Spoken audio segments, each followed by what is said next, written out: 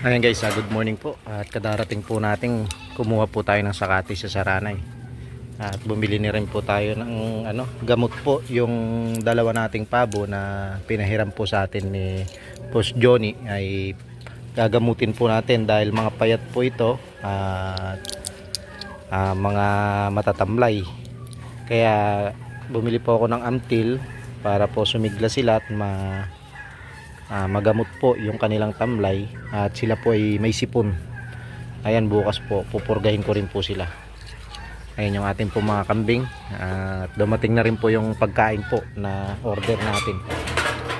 Ayan guys, marami-rami po ito. Bigas po ito galing sa rice mill. Ito po Ayan guys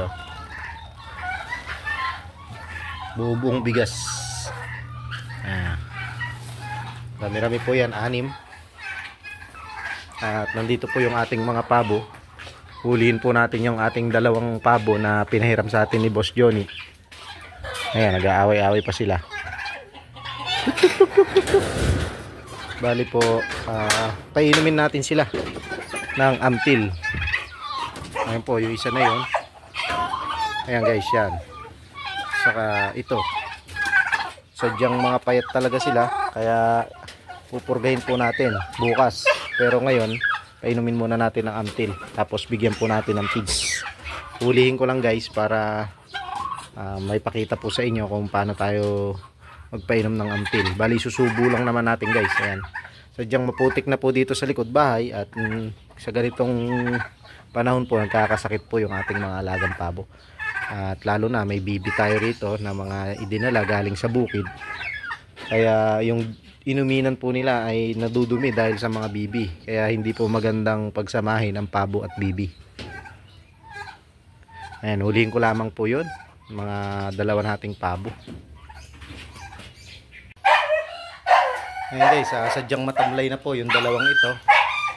Ayan, pinahiram po niya ito dahil wala na pong kasama doon sa kanilang bakuran. Ayan. Pupurgahin po natin. Ito guys, ang gamit ko pong pamurga ay hammer. Meron po tayong Amtil para po sa sipon. Tylosin po ito. Iingay naman tong asong to. Ayan guys, so Tylosin po ito.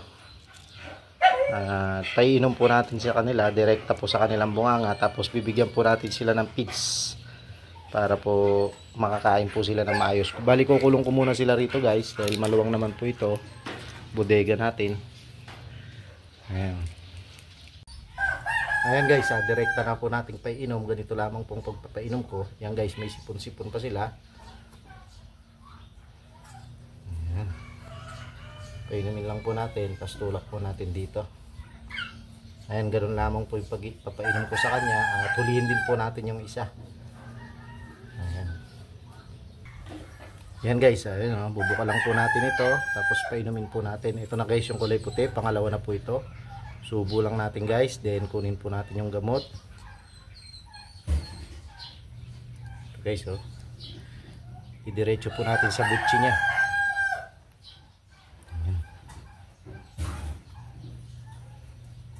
Ayan guys, so may halak po siya.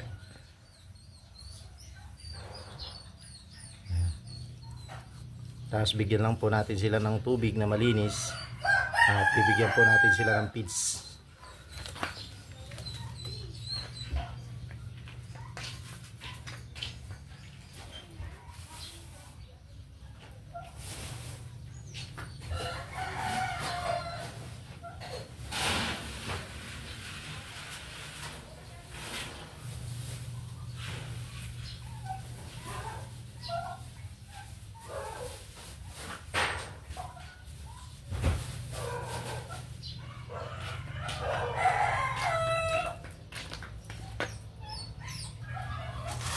Yan guys, bibigyan lang po natin ng feeds. Ito guys, pellet po ito.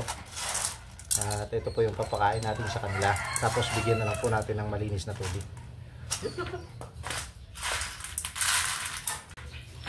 Ayan guys, kumain na po sila.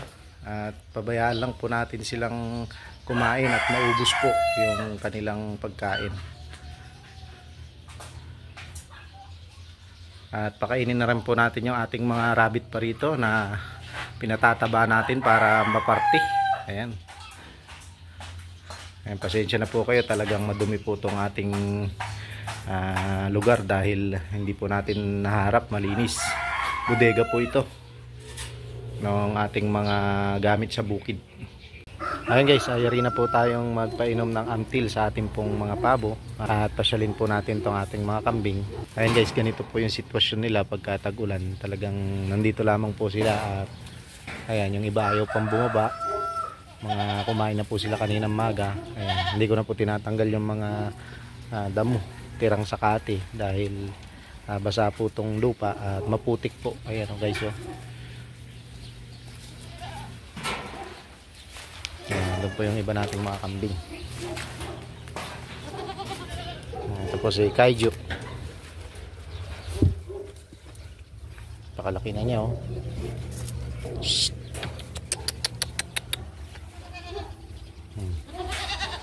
Ayan guys, so yung mga buntis na po yan, manganganak na po yung mga yan.